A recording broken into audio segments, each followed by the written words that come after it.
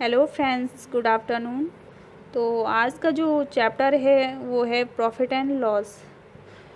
तो उसको स्टार्ट करने से पहले गाइस, अगर आपको आगे वीडियोस पसंद आती हैं तो प्लीज़ वीडियो को लाइक ज़रूर करना, शेयर ज़रूर करना और सब्सक्राइब करना मत भूलना। तो स्टार्ट करते हैं। तो प्रॉफिट एंड लॉस में सबसे पहली जो थिंग आती है वो है कॉस्ट प्राइस। कॉस्ट प्राइस का मतलब होता है क्रय मूल्य। इसको सीपी से डिनोट किया जाता है। तो सबसे पहले इसको क्रय मूल्य किसे बोलते हैं? जिस अर्थात क्रय मूल्य, जैसे कि किसी शॉप पर हम कुछ सामान खरीदने जा रखे हैं तो वही आपका क्रय मूल्य हो जाएगा, ठीक है। और उस सामान को हम घर लिए और फिर हमने हमारा मूड किया कि हम उस वस्तु को बेच दें किसी के पास, तो जितने रुपए में हम उस वस्तु को किसी को बेच देंगे तो आपका सेलिंग प्राइस या विक्रय मूल्य कहा जाता है उसी को, ठीक है। ये नॉर्मल लैंग्वेज में आपको बताई है। तो इसी तरह से आपको जो कॉस्ट प्राइस और सेलिंग प्राइस के बेस पर आप प्रॉफिट एंड लॉस देख सकते हो कि प्रॉफिट किसे कहते हैं। मान लो मैंने किसी शॉप से कोई वस्तु सस्ते में खरीदी है, ठीक है, और वो क्या कर दी, किसी अपने दोस्त को ऐसी झूठ मूठ उस वस्तु के बारे में बता के वो महंगे में उसे बेच दी है, ठीक है। तो वहाँ पे मेरे को क्या हो जाएगा, प्रॉफिट हो जाएगा, ठीक है। और लॉस, अगर मैंने कोई वस्तु महंगे में खरीदी है और क्या सस्ते में बेच दी तो वो आपका लॉस हो जाएगा। तो प्रॉफिट कैसे निकलेगा? मान लो मैंने किसी वस्तु को 20 रुपये में खरीदा है और 10 रुपये में बेचा है, तो 10 रुपये के क्या हो जाएगा, मेरा प्रॉफिट हो जाएगा, ठीक है। तो इसमें क्या होता है, हमेशा एसपी हमेशा क्या होता है, जिस पर हमने किसी वस्तु को जिस मूल्य पर किसी वस्तु को बेचा है तो वो क्या होता है, हमेशा ज़्यादा होता है ना, तभी तो हमें लाभ होता है। तो इसलिए हमेशा बड़ी वस्तु में से हमें क्या करते हैं, छोटी वस्तु को के रुपीज़ को घटा देते हैं, तो क्या हो जाएगा, हमारा गेन हो जाएगा। तो S P minus C P होता है गेन में, ठीक है। और लॉस में क्या होता है, C P minus S P. तो इसी तरह से आप गेन परसेंट और लॉस परसेंट भी इसी के बेस पे आप निकाल सकते हो। कैसे? इसमें दिया है कि सबसे पहले आपको इसमें ध्यान देना है कि जो आपका गेन परसेंट निकलता है वो किस पे निकलता है, गेन परसेंट और लॉस परसेंट दोनों ही आपके क्रय मूल्य पर निकलते हैं, ठीक है। इसमें सेलिंग प्राइस का कोई भी मतलब नहीं होता इस क्वेश्चन में, ठीक है। इसमें ये याद रखना कि दोनों में अगर जहाँ पे गेन परसेंट भी दिया हो, लॉस परसेंट भी, तो वहाँ पे सीपी आपको पता होना ही चाहिए। अगर नहीं पता है तो क्वेश्चन में कुछ ना कुछ वैल्यूज़ तो दिए रहते हैं, उनके हिसाब से आपको सीपी निकालना होगा, तब जाके ये क्वेश्चन सॉल्व होता है, ठीक है। तो इसमें सबसे पहले गेन परसेंट निकालना है अगर आपको, तो इसका जो फॉर्मूला है याद करने का तरीका, सीपी तो आपको दोनों में ही याद रखना है, ठीक है। तो gain percent is equal to gain upon CP और इंटू 100 कर देना। क्यों? क्योंकि यहाँ पे परसेंट पूछा है, ठीक है। वैसे ही अगर लॉस परसेंट पूछा है तो क्या कर देना है, लॉस अपॉन सीपी इंटू 100 और परसेंट हो जाएगा, ठीक है। तो गेन परसेंट और लॉस परसेंट का तो बहुत ही सिंपल है, इसको आप आराम से कर सकते हो, ठीक है। इसमें भूलने वाली कोई भी बात नहीं है। तो आपको नीचे आप 4 कॉम्प्लिकेटेड फार्मूलाज देख रहे होंगे। तो गाइज मैंने इनकी बात बता दूं कि मैंने ये फार्मूला कभी भी याद नहीं करे हैं, बल्कि इनको देखा भी नहीं है। बस ये फार्मूलाज हैं। अगर आप लोगों को पीछे जो मैंने इस पर आधारित जो भी क्वेश्चंस हैं, इन चारों फार्मूला पर आधारित, उस तरीके के क्वेश्चन सॉल्व करे हैं। और जिस मेथड से मैंने, जिस ट्रिक से ही बोल सकते हो आप, जिस ट्रिक से मैंने इसको सॉल्व करा है, तो अगर आपको वो समझ आता है तो आप उसी से करना, क्योंकि वो बहुत ही बेस्ट मेथड है। उसमें आपको कुछ भी फार्मूला रटने की ज़रूरत नहीं है। और ये चारों क्वेश्चन फार्मूले ऐसे हैं कि थोड़ा कन्फ्यूजन में डाल देते हैं, बार बार देखने पड़ते हैं, बार इतने अगर समझ आ भी जाए तो थोड़ा कंफ्यूज हो जाते हैं इसमें, ठीक है। तो अगर आपको वो फार्मूला वो ट्रिक समझ में आ जाती है तो ठीक, नहीं तो फिर आपको ये फार्मूला थोड़ा देखने ही पड़ेंगे, ठीक है। तो आपको ये लास्ट में जो 2 पॉइंट दिख रहे होंगे, ठीक है, इसको देखते हैं। यदि कोई वस्तु 35% के लाभ पर बेच दी जाए तो उसका एसपी हो जाएगा 135।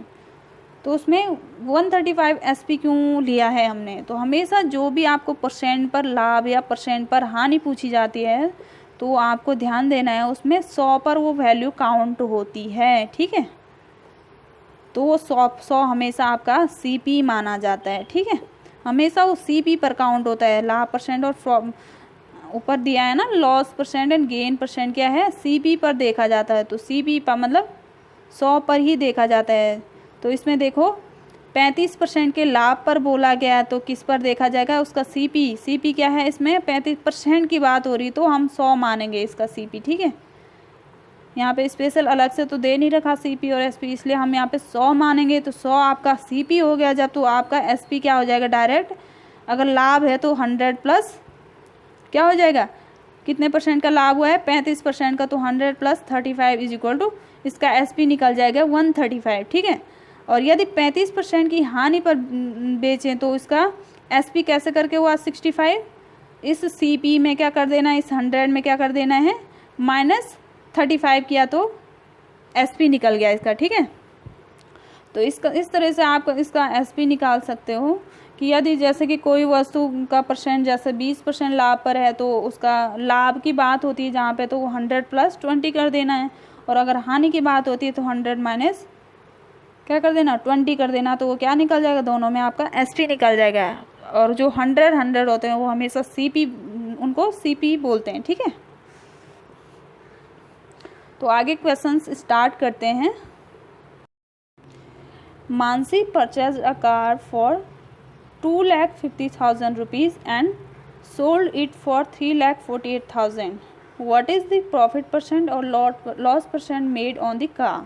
ये पूछ रहा है कि कार पर कितना प्रॉफिट परसेंट या लॉस परसेंट होता है। तो पहले देख लो कि लॉस है कि परसेंट लॉस हो रहा है कि प्रॉफिट हो रहा है, इसमें ये देख लेते हैं हम। ठीक है, तो ये आपको क्वेश्चन में ही दिख रहा होगा कि उसने कार सस्ते में खरीदी है, मतलब 2,50,000 में कार खरीदता है और 3,48,000 रुपये में बेच देता है, तो उसको तो प्रॉफिट हो रहा है लगभग 1 लाख का। ठीक है, हो नहीं रहा तो उसको प्रॉफिट हो रहा है यहाँ पे, तो इसको लॉस को हम हटा ही देते तो यहाँ पे क्या हो रहा है, उसको प्रॉफिट हो रहा है। तो प्रॉफिट कैसे निकालेंगे, जो एसपी है, एसपी क्या है हमारा 3,48,000 में से सीपी को घटा देंगे तो आपका प्रॉफिट निकल जाएगा। तो क्या निकला आपका प्रॉफिट 98,000। ठीक है,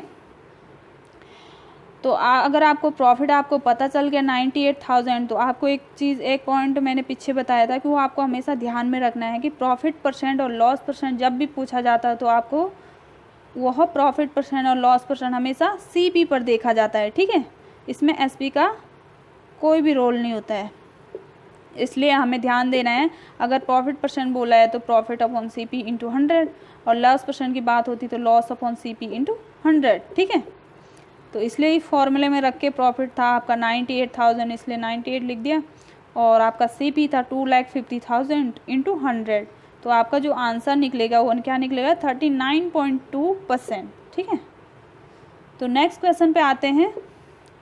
if CP is 56.25 rupees and gain percent is 20%, तो फाइंड एसपी।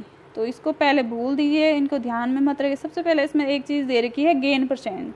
पीछे आपको फॉर्मूला में एक चीज़ बताई थी मैंने कि जहाँ पे गेन परसेंट मतलब कि ये परसेंट ही है ना, गेन परसेंट है, ये देखो 35 गेन परसेंट है। ठीक है, यहाँ पे लाभ मतलब गेन परसेंट, तो इसलिए डायरेक्ट हमने क्या किया था 100 को सीपी माना था, तो 100 में हमने 35 जोड़ के क्या कर दिया था एसपी निकल रहा था। तो वैसे ही यहाँ पे करना है सीधे।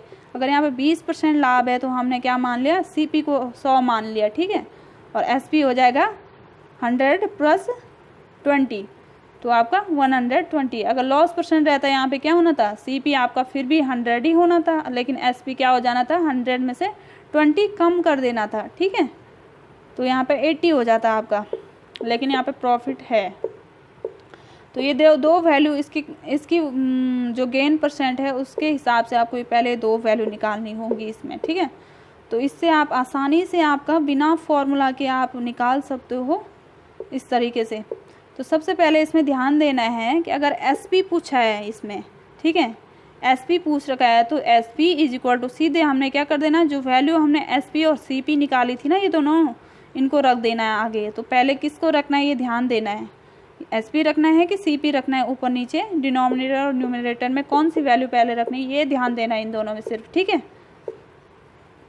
तो सबसे पहले क्या करना है, अगर एसपी पूछ रखा है तो SP is equal to direct हमने एसपी ही लिखना है ऊपर, SP is equal to SP upon CP. CP तो ऑलरेडी हो जाएगा यहाँ पे। ठीक है, इनटू क्या कर देना है, इनटू जो रियल वाला सीपी है ऊपर, ठीक है, इनटू सीपी कर देना है यहाँ पे। ठीक है, तो इस तरह से फॉर्मूला निकलेगा। मान लो अगर यहाँ पे सीपी पूछ रखा रहता, ठीक है, क्रय मूल्य, इसका कॉस्ट प्राइस क्या है। तो कॉस्ट प्राइस का फॉर्मूला कैसे निकालते हैं, पहले आप CP is equal to CP upon, अगर CP हमने ऊपर लिख दिया तो SP ऑटोमेटिक नीचे आ जाएगा, बाकी ऊपर यहाँ पे SP हो जाता। मतलब ये वाला SP है इस SP से रिलेटेड और ये वाला CP इस CP से रिलेटेड हो जाएगा, ठीक है। लेकिन ये दोनों जो न्यूमरेटर एंड डिनोमिनेटर में जो CP एंड SP है ये दोनों ही होंगे इसमें, ठीक है। तो आप समझ रहे होंगे इसको, अगर नहीं समझ आ रहा तो थोड़ा ध्यान दीजिए और आगे बार बार इस क्वेश्चन को सॉल्व करते जाना, जिससे आपको ये ट्रिक समझ आए और ये लाइफ टाइम काम आएगी आप, ठीक है, जब तक आप एग्ज़ाम देते रहोगे। तो गाइस इस तरह से आप निकालोगे। तो मान लो इसमें SP पूछ रखा है तो हमने क्या करना है, SP is equal to SP upon CP कर देना है, ठीक है। तो SP इज इक्वल टू हमने कर दिया 120 अपॉन 100 इंटू, अगर यहाँ पे CP है तो फिर यहाँ पे भी CP हो जाएगा, क्योंकि यहाँ पे SP था तो यहाँ पे SP किया हमने, तो यहाँ पे अगर ऑटोमेटिक CP आ जाएगा। जब SP यहाँ लिख दिया तो CP इसका यहाँ आएगा ही, तो इसलिए हमने इस CP का इधर इसका कॉस्ट प्राइस लिख दिया। तो इस हिसाब से इसका आंसर ये आ जाएगा, ठीक है। तो इससे आपको फॉर्मूले याद करने की ज़रूरत नहीं पड़ेगी। और अगर आप दूसरे ट्रिक से इसको लिखना समझना चाहते हो तो आप ऐसे भी बोल सकते हो कि मान लो किसी वस्तु को हमने 120 रुपये में बेची है। अगर बेचना मतलब SP निकालना है तो बेचने की बात होगी, ठीक है। मान लो किसी वस्तु को हमने क्या करा है, 120 रुपये में बेचा है और उसको 100 रुपये में ख़रीदा है। यदि इस वस्तु को हम 56.25 में ख़रीदेंगे तो कितने में बेचेंगे। तो बेचने वाला SP जो है ये इसका आंसर यहाँ निकल गया। तो इस तरह से भी आप इसको याद कर सकते हो, ठीक है। तो आप इसमें देख रहे होंगे मैंने कोई भी फार्मूला का पीछे जो फार्मूला से वो चाह रहा हूँ उनमें से कोई भी फार्मूला इसमें यूज़ नहीं किया है, बस इसी माध्यम से मैं हमेशा ही इन क्वेश्चंस को निकालती हूँ। तो आप नेक्स्ट जो नीचे वाला क्वेश्चन है उसको सॉल्व करके देख सकते हो। यदि इसमें दे रखा है CP is equal to 80.40 and loss percent, यहाँ पे लॉस परसेंट है, ठीक है, 50%, देन SP। तो यहाँ पे और कुछ ध्यान नहीं देना, सबसे पहले इस लॉस परसेंट को देखना है। यदि लॉस परसेंट 50% है तो इसमें जो आपका SP हो जाएगा वो क्या हो जाएगा, 100 में से 50% कम कर देना, क्योंकि इसमें क्या है लॉस हो रहा है, तो इसलिए हमने 100 में से 50 कम कर दिया। तो इसका जो SP निकलेगा 85 निकलेगा और CP तो हमेशा इसका 100 ही रहता है, ठीक है इसमें। तो इसके बेस पे हमने ये दोनों वैल्यू निकाल दी हैं।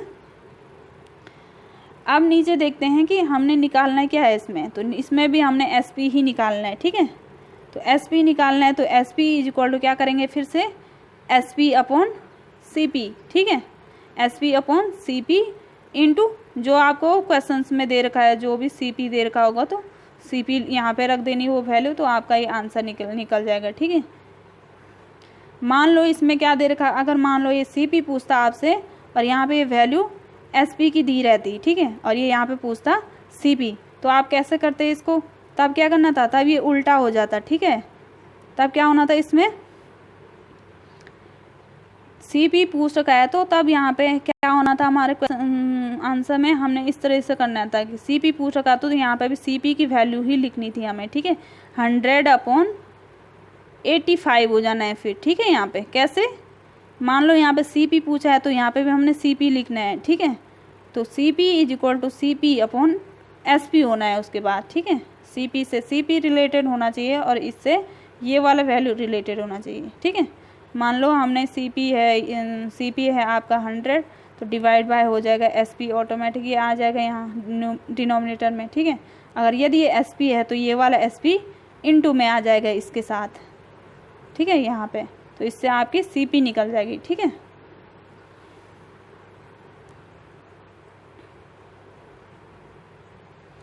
तो नेक्स्ट क्वेश्चन है, the selling price of 30 item is equal to the purchase price of 25 item, what is the loss percent और प्रॉफिट परसेंट, ठीक है, इसमें पूछा है।